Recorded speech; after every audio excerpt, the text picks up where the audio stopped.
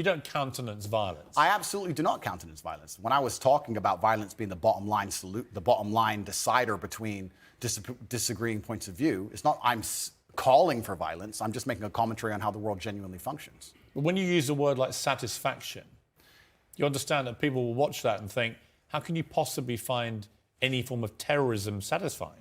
I don't find any form of terrorism satisfying. I don't find Western terrorism satisfying either. I don't think it's satisfying that we managed to find $500,000 per bomb to drop on some farmer who makes $4 a day under the name of freedom. And we can't seem to pay our nurses enough to do their jobs. I don't find any kind of terrorism. And it's actually very interesting you talk about the word terrorism. Terrorist and freedom fighter, good guy and bad guy, all of this is subjective. There are people who believe that the West are the biggest terrorists on the earth. There are people who believe that America causes more wars than anyone else, and they've killed more people than anyone else. And there's people who believe the absolute opposite. So once again, it depends who you're talking to. It's a subjective conversation. There's no black and white in the world. There's areas of gray, and that's how it is. So I thought you were talking about another video where I was saying that ISIS are standing up and fighting for what they believe in. I'm not saying what they believe in is right, but that's what they were fighting for at the time.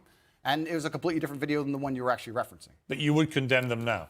I don't condemn anybody doing anything bad to anybody. I'm not a person out here with a criminal record. I don't hurt anyone. I just spent my first segment on this show talking about how I believe in law and order and how important that is. I think people can operate inside of their lives safely and walk around, man, woman, child, can walk around in safety in any city they live in. How that law and order is constructed is not my jurisdiction. I'm not in charge of the law and order of Afghanistan, Tajikistan, Kyrgyzstan, Afghanistan, Kazakhstan, any of them. It's nothing to do with me.